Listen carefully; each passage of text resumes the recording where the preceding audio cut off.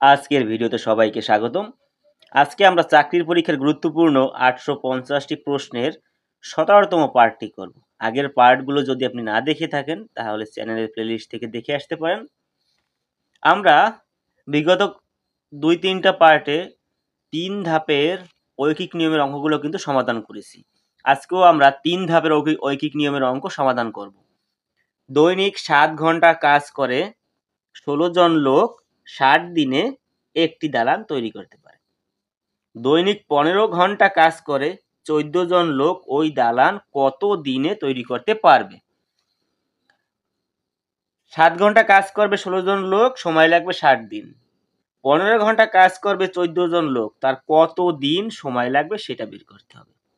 যা বের করতে বলবে তা আমরা ডান পাশে রাখবো আর বাকি সব বাম পাশে দিয়ে দেবো। আমরা যদি সাজিয়ে লিখি 7 ঘন্টা কাজ করতে পারবে 16, আমরা সংক্ষেপে লিখি 16 জন লোকের সময় লাগে ওই দালানটি তৈরি করতে 60 দিন। 60 দিন সময় লাগে। যদি 7 ঘন্টা কাজ করে 16 জন লোক, তাহলে 60 দিন সময় লাগে ওই দালান তৈরি করতে। তাহলে সেখানে যদি আমরা 7 ঘন্টা কাজ না করে 1 ঘন্টা কাজ করি, 1 ঘন্টা আগে 7 ঘন্টা কাজ করতো, এখন যদি 1 ঘন্টা কাজ করা হয় তাহলে কিন্তু 60 দিন লাগবে না, তার থেকে অনেক বেশি সময় লাগবে। তার 1 ঘন্টা প্রতিদিন যদি 1 ঘন্টা করে কাজ করে তাহলে তো সে 60 দিনে কাজটি শেষ করতে পারবে না, তখন সময় লাগবে বেশি আর তার জন্য হবে গুণ।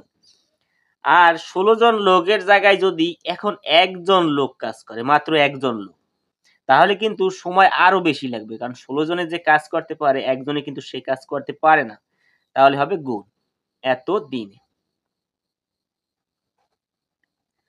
এরপরে যদি আমরা 15 ঘন্টা কাজ করে, তাহলে 15 ঘন্টা যদি কাজ করে, আগে 1 ঘন্টা কাজ করতে যে সময় লেগেছে, আমাদের প্রথম লাইনের কাজ কিন্তু শেষ, এবারে আমরা দ্বিতীয় লাইনে অবস্থান করতেছি। আমাদের মনে রাখতে হবে আমরা এখন এই লাইনটায় আছি, এই লাইনের সাথে এখন এই লাইনের তুলনা হবে।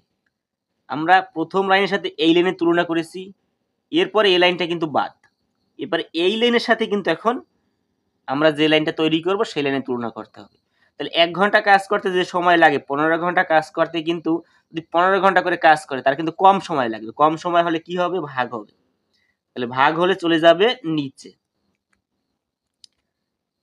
আর যদি আগে কাজ করছে একজন, এখন যদি সেখানে 14 জন লোক কাজ করে, 14 জন লোক যদি এখন কাজ করে তাহলে কিন্তু সময় লাগবে আরো কম, তাহলে সেখানে হবে নিচে ভাগ হবে, আর এখানে তো এর সাথে গুণ হবে, তার মানে কিন্তু এটা গুণ মানে যে বেড়ে গেছে সেই গুণ তা কিন্তু নয়, মানে নিচে আসা মানেই কিন্তু আমাদের কমে যাওয়ার কারণে ভাগ, আর ভাগটা কিন্তু আমরা নিচে বসিয়েছি, আর অলরেডি আগে একটি ভাগ আছে তার জন্য কিন্তু এখানে গুণ হয়েছে।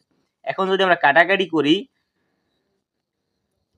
4×15 = 60, 4 দুগুণে 14, 2 দিয়া কাটলে একে কাটলে হবে 2, 16 দুগুণে 32, তাহলে 32 দিন কিন্তু এখানে সময় লাগবে।